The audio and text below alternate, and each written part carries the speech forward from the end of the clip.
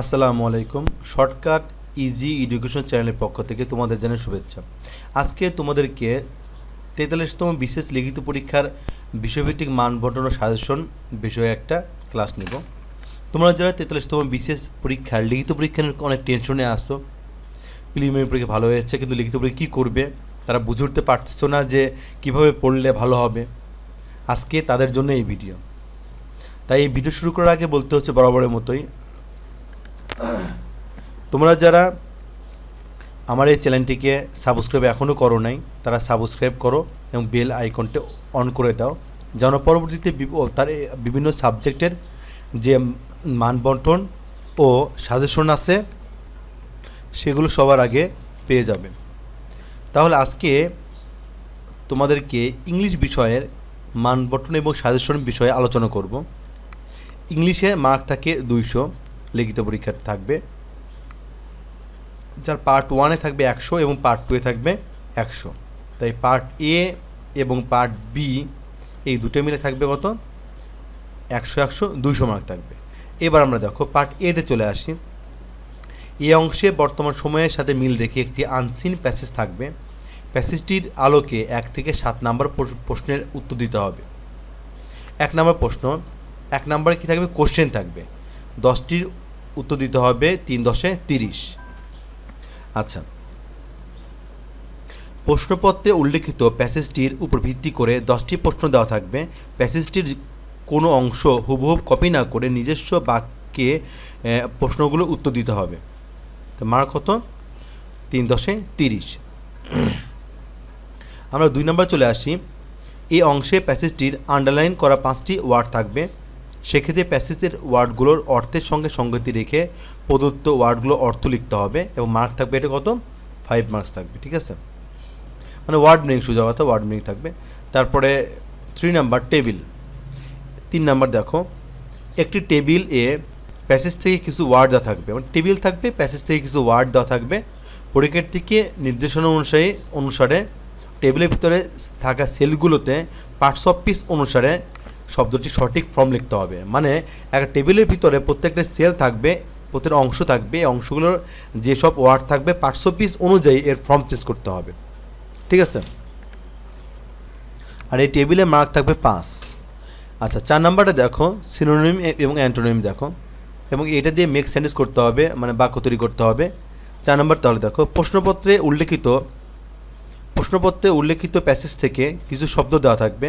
এগুলোর সমার্থক মানে সিনোনিম অথবা বিপরীতার্থক অ্যান্টোনিম শব্দ লিখে নির্দেশনা অনুযায়ী বাক্য গঠন করতে হবে। মার্ক থাকবে 10। ঠিক আছে, তার মানে তোমাকে অবশ্যই সমর্থক বা বিপরীত শব্দ যাই থাক এটা দিয়ে আবার কী করতে হবে? মেক সেন্টেন্স করতে হবে, বাক্য গঠন করতে হবে। মার্ক থাকবে 10। 5 নম্বরটা কোশ্চেন দেখো, ডিফারেন্ট ফরম্যাট কোশ্চেন কীভাবে থাকবে দেখো। এই অংশে কয়েকটি ফরম্যাটে কোশ্চেন থাকবে। কয়েকটি কমপ্লেক্স অথবা কম্পাউন্ড সেন্টেন্স থাকবে যেগুলোকে সিম্পল সেন্টেন্সে রূপান্তর করতে হবে। মার্ক থাকবে 10। এখানে আবার একটা প্রশ্ন অথবাও থাকতে পারে, এইভাবে থাকতে পারে, প্যাসেজ থেকে কিছু ওয়ার্ড অথবা ফ্রেজ দেওয়া থাকবে। পরীক্ষার্থীকে প্যাসেজ থেকে কপি না করে বাক্য গঠন করতে হবে। ঠিক আছে, আর 6 নাম্বারে হচ্ছে যে 100 শব্দের মধ্যে প্রদত্ত প্যাসেজটির আলোকে একটা সামারি লিখতে হবে 6 নাম্বারে। তার মানে 6 নাম্বারে একটা সামারি লিখতে হবে, মার্ক থাকবে। এবার চলে আসি 7 নাম্বারে। 7 নাম্বারে প্যাসেজটির মধ্যে থেকে কোনো একটি বিষয় সম্পর্কে অথবা সামগ্রিক বিষয় নিয়ে সংবাদপত্রে প্রকাশের জন্য সম্পাদক বরাবর একটি লেটার লিখতে হবে। মার্ক থাকবে কত? 20 মার্ক থাকবে। ঠিক আছে, এই হচ্ছে আমাদের যে পার্ট এ 100 মার্ক 1 থেকে 7 পর্যন্ত কোশ্চেনে। তাহলে আমি একটু রিভিউ করি। কোশ্চেন প্যাসেজ থেকে কোশ্চেন করতে হবে, কোশ্চেন উত্তর দিতে হবে 10টা, 3 × 30। তারপর ওয়ার্ড মিনিং 5, টেবিল থেকে আসবে 5, তারপর সিনোনিমস এবং অ্যান্টোনিমসের মেক সেন্টেন্স করতে হবে 10। ডিফারেন্ট ফরম্যাট কোশ্চেন অর্থাৎ কমপ্লেক্স কম্পাউন্ড সেন্টেন্স দেওয়া থাকবে, ওখান থেকে সিম্পলে রূপান্তর করতে হবে, মার্ক থাকবে 10। এবং প্যাসেজটি সামারি 100 ওয়ার্ডে লিখতে হবে, মার্ক থাকবে 20। এবং লেটার লিখতে হবে, মানে প্যাসেজ থেকে লেটার লিখতে হবে, অথবা এমনভাবে থাকবে যে সংবাদপত্রের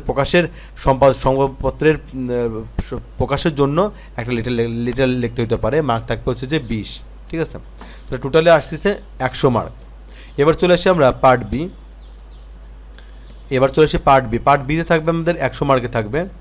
এবং এটা দেখো, এই পার্ট বি শুরু করার আগে, আলোচনা শুরু করার আগে আমি আবার তোমাদেরকে বলি, যারা তোমরা সাবস্ক্রাইব করো না এখনই চ্যানেলটি সাবস্ক্রাইব করো, কারণ সামনে আরও বিভিন্ন সাবজেক্টের বিভিন্ন মান বন্টন এবং তার সঙ্গে সঙ্গে সাজেশন দেখাবো।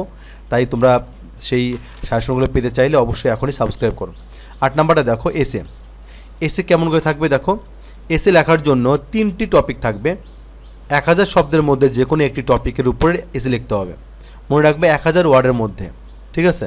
তবে এটা একটু বেশি বা কম হলে কোনো প্রবলেম নেই। যাই হোক, 1000 ওয়ার্ডের মধ্যে তোমাকে লিখতে হবে এবং মার্ক থাকবে 50। যেহেতু এই মার্কটা অনেক বেশি, সেহেতু প্যাসেজ এসে নিয়ে তোমাদের কিন্তু অনেক খাটাখাটনি করতে হবে এবং বিভিন্ন সমসাময়িক টপিক্সের উপর ভিত্তি করে প্র্যাকটিস করতে হবে, ঠিক আছে। কিছু গুরুত্বপূর্ণ কয়েকটি এসে দেওয়া আছে দেখো। A number, qualities a good civil servant. B number দেখো, preserving forest resources of Bangladesh. C number দেখো, ফুড সিকিউরিটি অ্যান্ড ক্রাইসিস। এখান থেকে প্রবলেম এবং সলিউশন দেখাইতে হবে। D number, our national education policy, ঠিক আছে। এগুলো দেখো সমসাময়িক বাংলাদেশের বিভিন্ন ঘটে যাওয়া বিভিন্ন বিষয়ের উপর ভিত্তি করে কিন্তু এসিগুলো থাকে। তাই তোমরা কিন্তু সমসাময়িক বিষয়গুলো কিন্তু অনেক গুরুত্ব সহকারে প্র্যাকটিস করবে, ঠিক আছে। তারপর 9 নাম্বার দেখো, ট্রান্সলেশনে কী থাকবে? ইংরেজিতে একটি প্যাসেজ দেওয়া থাকবে, প্যাসেজটির বাংলা অনুবাদ করতে হবে। তার মানে ইংরেজিতে দেওয়া থাকবে, বাংলা করতে হবে, মার্ক হচ্ছে 25। আবার 10 নম্বরে দেখো, বাংলা একটি অনুচ্ছেদ দেওয়া থাকবে, অনুচ্ছেদটি ইংরেজিতে ট্রান্সলেট করতে হবে। তার মানে বাংলা থেকে ইংলিশ, মার্ক হচ্ছে 25। এই হলো তোমার যে পার্ট বিতে 100 মার্ক। এসে রচনায় থাকবে, এসে থাকবে 50, তাহলে আর হচ্ছে থাকবে ট্রান্সলেশনে ইংলিশ টু বেঙ্গলি থাকবে 25, আর বাংলা থেকে ইংলিশ থাকবে হচ্ছে যে 25, ঠিক আছে। এই টোটাল হচ্ছে যে 100 মার্কের। এই 100 মার্ক কিন্তু অনেক মানে লিখতে হবে অনেক বেশি, কারণ ট্রান্সলেশন তোমাদের প্র্যাকটিস করতে হবে। এখানে বাংলাতে অনুবাদ মানে ট্রান্সলেশন থাকে, বাংলা সাবজেক্টিভও থাকে, আবার ইংলিশ সাবজেক্টের মধ্যে থাকে। এতে করে দেখা যাচ্ছে Bangla to English, English to Bangla, এখানে কিন্তু অনেক নাম্বার থাকবে তোমাদের কিন্তু এই লিখিত পরীক্ষাতে। তাহলে আজকে আর নয়, ঠিক আছে। তোমরা পরবর্তীতে আরও অন্যান্য সাবজেক্টের ইনশাল্লাহ ডে বাই ডে তোমাদেরকে সাজেশন দিব, সে তোমরা অপেক্ষায় থাকো এবং তোমরা এখন সাবস্ক্রাইব করো। যারা সাবস্ক্রাইব করো নাই, তাহলে পরবর্তী সাবজেক্টের সাজেশনগুলো পাবে। আর যারা ইতিমধ্যে সাবস্ক্রাইব করেছো, অনেক অনেক ধন্যবাদ। তাহলে আজ আর নয়, আল্লাহ হাফেজ।